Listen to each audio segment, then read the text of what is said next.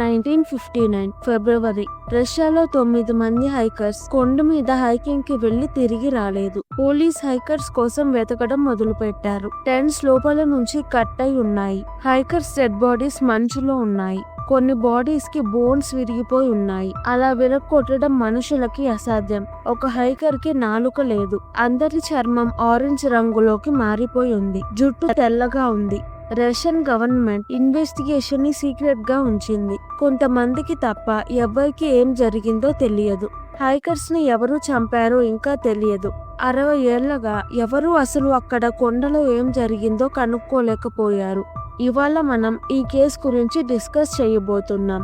నేను మీకు ప్రతి బాడీ గురించి, అన్ని థియరీస్ గురించి దొరికిన ఎవిడెన్స్ చెప్తాను.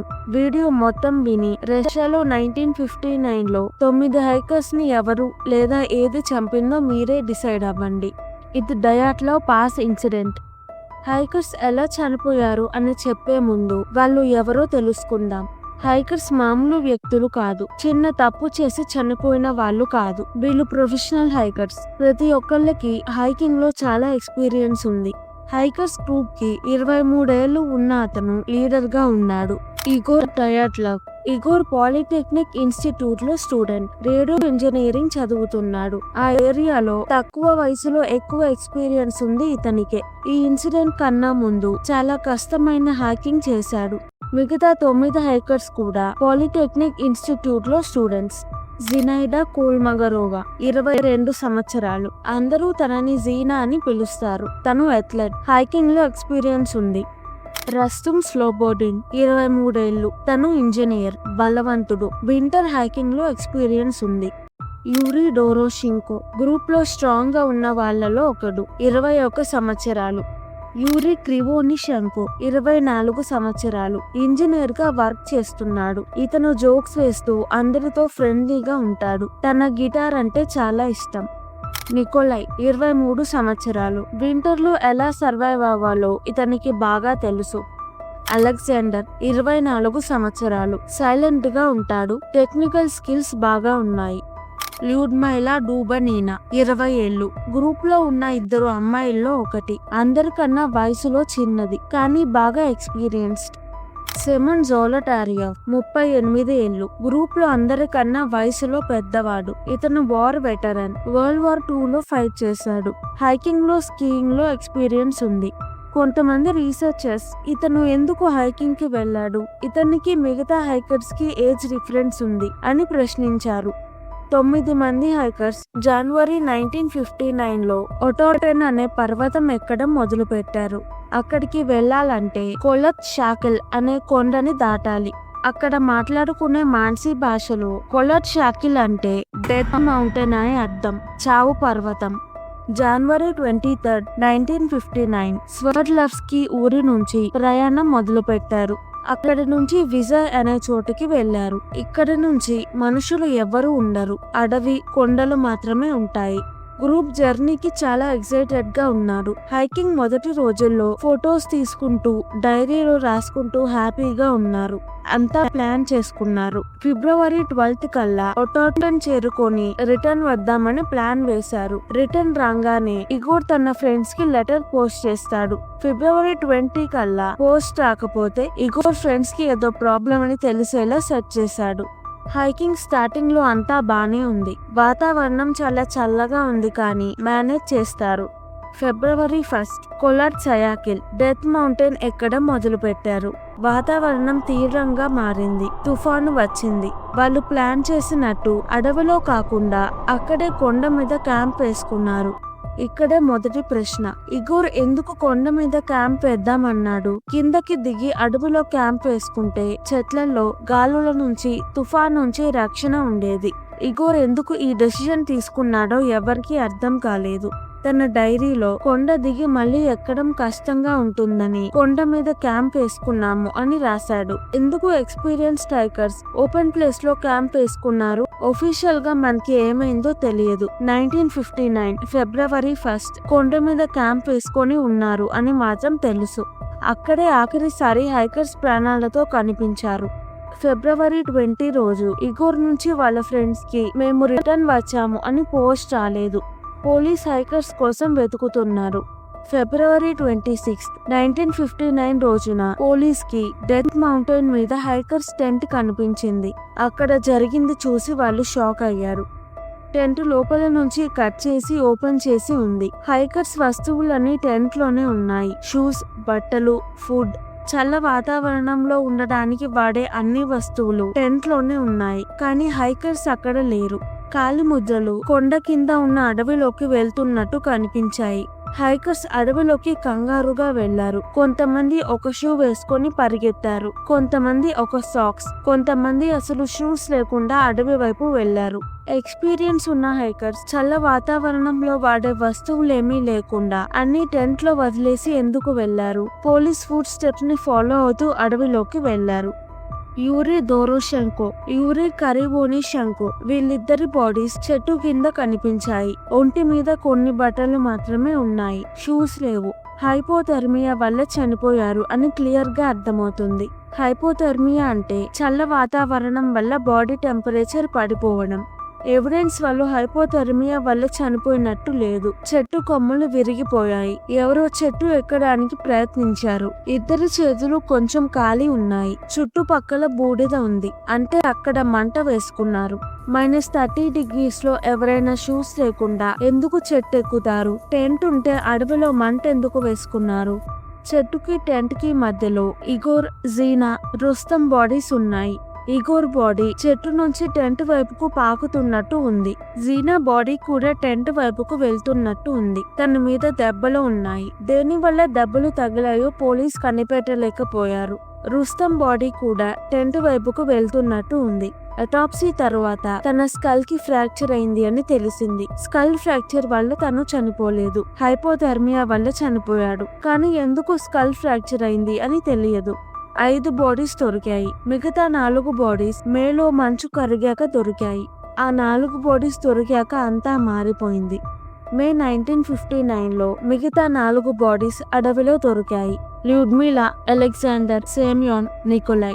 4 మిగతా 5 కన్నా ఎక్కువసేపు బ్రతికి ఉన్నారు. చనిపోయిన వాళ్ళ బట్టలు కూడా వేసుకొని ఉన్నారు. 4 బాడీస్ అటాప్సీ తరువాత ఈ కేసు ఇంకా భయంకరంగా మారింది. నికోలైకి స్కల్ డ్యామేజ్ అయింది. కొంచెం కాదు, బాగా డ్యామేజ్ అయింది. అది కింద పడడం వల్ల, ఎవరైనా కొట్టడం వల్ల జరగలేదు. మనుషుల వల్ల అలా డ్యామేజ్ చేయడం సాధ్యం కాదు. సెమియోన్ కి రైట్ సైడ్ రిబ్స్ విరిగాయి. యాక్సిడెంట్ అయితే రిబ్స్ ఇలా విరుగుతాయి, చాలా ఫోర్స్ కావాలి. ల్యూడ్మిలాకి కూడా అలానే రిబ్స్ విరిగాయి. ఈ బాడీస్ కి ఇంటర్నల్ డ్యామేజ్ అయినా బయట బాడీ మీద దెబ్బలు లేవు. ఇలాంటి పెద్ద దెబ్బలు తగిలినప్పుడు స్కిన్ కి కూడా డ్యామేజ్ అవ్వాలి, కానీ ఇక్కడ అలా జరగలేదు. డాక్టర్స్ కి రిబ్స్ ఎలా విరిగాయో అర్థం కాలేదు. ల్యూడ్మిలాకి నాలుక లేదు, కళ్ళు లేవు, లిప్స్ లేవు, మొహం మీద ఒక టిష్యూ లేదు.